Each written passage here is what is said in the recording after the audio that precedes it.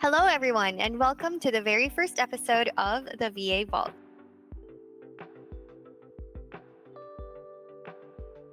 I am your host, Kay, and I'm thrilled to bring you this exciting talk show.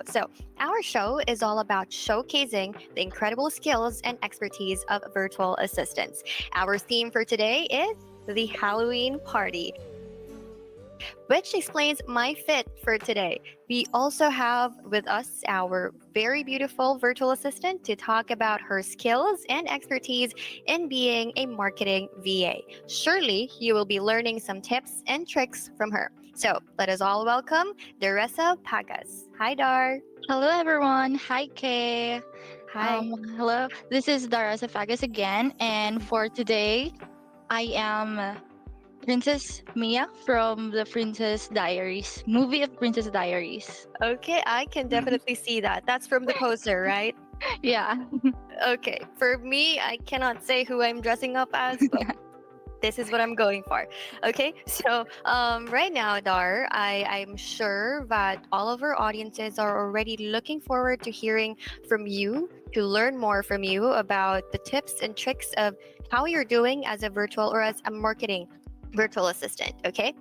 All Okay. right. So before diving into the serious questions that our audiences are surely waiting for, let us start first with a little Halloween fun. Okay. So, Dar, do you have any spooky Halloween stories or experience to share with us? Yeah, I have. So let me start. Mm-hmm. Did you all know that it is true that if you have a negative aura, negative energy, negative mood, negative emotion, if you are mentally, physically, even spiritually unstable, there is a very big possibility that you also attract negative entities around you. So this Mm-hmm. happened 2 years ago. I was with my partner and her friends. We went to the mall and had a midnight snack outside.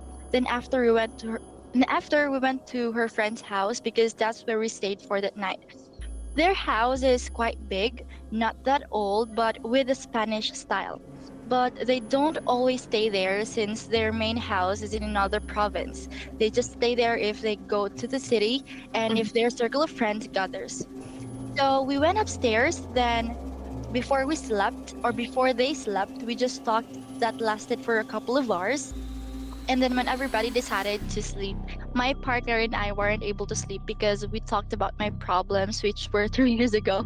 At the time, I was very depressed and mentally unstable, and my energy, my aura was very negative.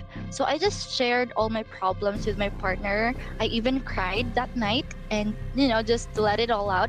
Then, after my partner comforted me, I became calm, and suddenly we heard someone crying, a lady crying like pitifully. Mm-hmm. I thought it was my partner's friend fighting with her husband. So I asked my partner, "Do you hear that? I think your friend and her husband fought over the phone. Go and check her." So I told my partner. Then my partner go up and checked the other room. Then she went back to me, looked at me blankly, and just said, "Everybody's sleeping already." Then I asked again, "So who's crying?" Then that's when we realized it was not someone else, but it was something else. Then we just get back to bed. We did not talk and just waited for the cry to stop. And in the morning, we told everybody about it. And yeah, they just said that never just mind it. And that's the very first time that I heard someone crying, and so far that was the spookiest experience I had in my life. Okay, so nobody else in the room No, noticed. nobody. We Oh. are in the other room. Were like they were like four people, but the four Mhm. people were they're already asleep. So we're Oh, the only people who's still awake. oh, that's definitely scary and spooky.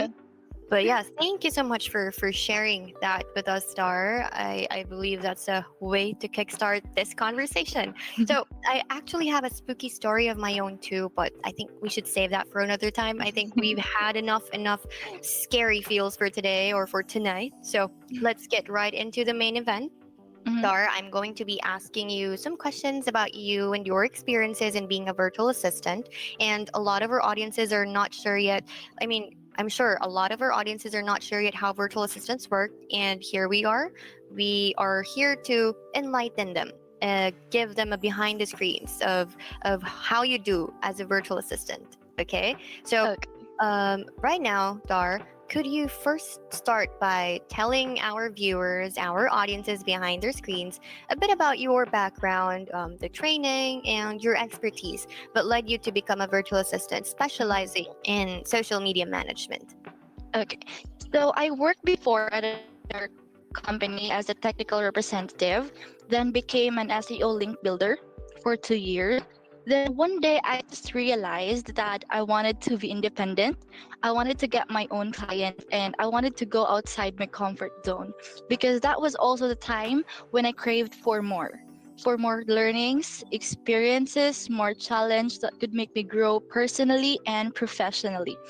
I feel like becoming a VA or a virtual assistant is my calling because it has been in my heart and mind for so long. So I actually prayed for it. I asked guidance from the Lord. I quit my job and went job hunting online. I applied to 15 virtual agencies, but all of them rejected me and I almost lost hope that time. Then I asked God again. I asked God again to give me just one agency and one client that will give me a chance to show what I could do, and what I am capable of. So what I did is I bought a virtual assistant video tutorials online. I studied them, then applied again.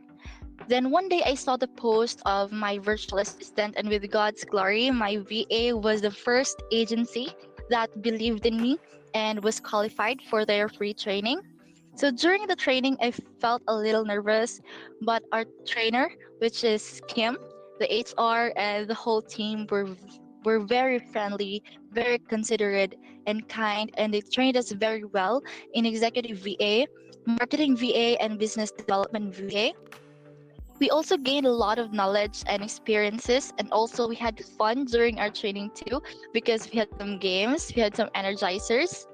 And after graduating from the training, um, it also made us experience cold calling and lead generation where we practiced, enhanced, and developed our skills, especially our communication skills. And most important thing, I met my wonderful coworkers and landed my first client who is also very kind, very considerate, and very cool. And moreover, as an executive virtual assistant, I bring a wealth of expertise to the table, helping my clients with their busy lives and businesses more effectively. The things that made me valuable asset in this role are that I excel at providing administrative assistance, handling tasks such as managing emails, scheduling meetings, and organizing calendars. I am also proficient in gathering, organizing, and presenting information, whether it's research, data analysis, or creating reports. I also assist with email correspondence, drafting documents, editing materials to ensure clarity and professionalism. I also help manage projects, set goals, and track progress. And I also prioritize the security and confidentiality of my client's sensitive information and ensure that it remains protected at all times. I also understand the importance of maintaining a professional image and communication style both in interactions with my clients and external connects. Lastly, I am skilled in managing my schedule efficiency, making sure I prioritize essential tasks and allocate time wisely. So generally, my expertise as an executive assistant is centered around supporting my client and managing responsibilities efficiently and effectively. I aim to make my client's life easier, allowing him to focus on strategic decision making and high impact tasks while I handle the day-to-day details. That's all.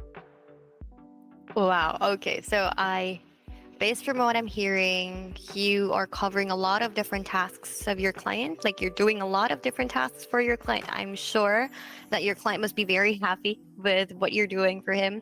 Of course, since, my virtual assistant's goal is to be able to provide value, right, to the clients. And I'm sure that you are doing a good job in that field.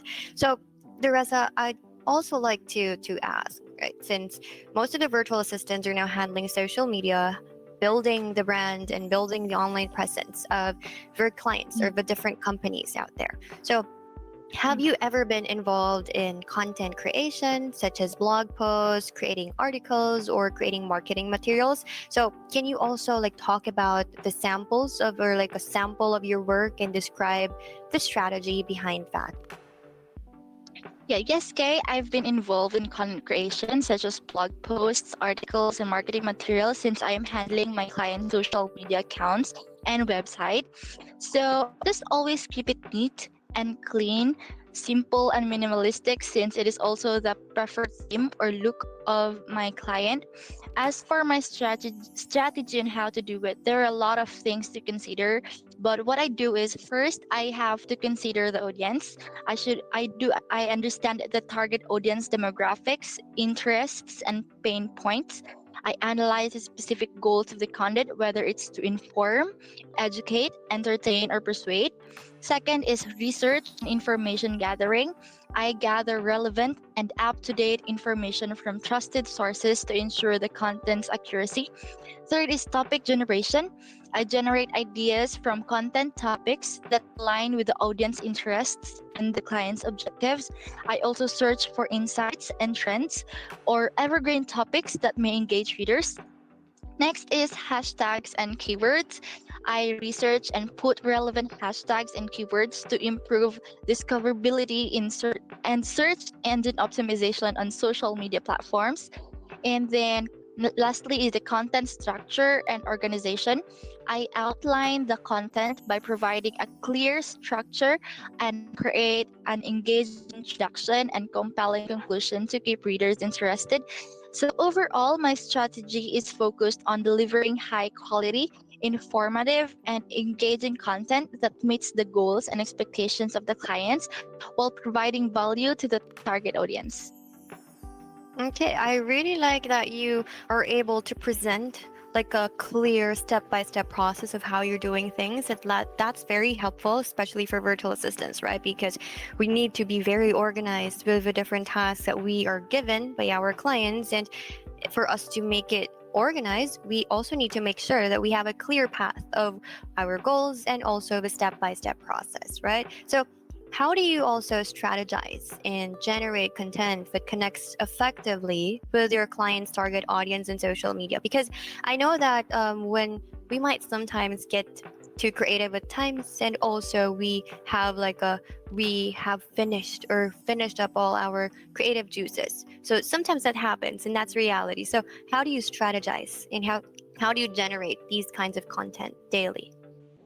Yeah, so I believe that creating a content strategy that effectively connects with the client's target audience also on social media involves a thoughtful and data driven approach. And the following strategies I follow or use first is audience research, second, client objectives, third, platform selection, fourth is content strategy, then storytelling and engagement, sixth is visual elements, seventh, hashtag and keywords, and lastly, monitoring and analysis.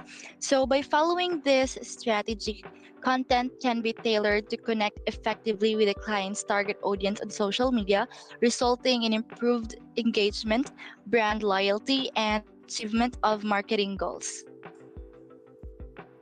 All right, so how do you also make sure to be creative while still following the rules and doing the best things when managing social media accounts for clients? Because I'm sure that's not easy, that a lot of the virtual assistants are struggling with that. So I'd like to hear your thoughts on that.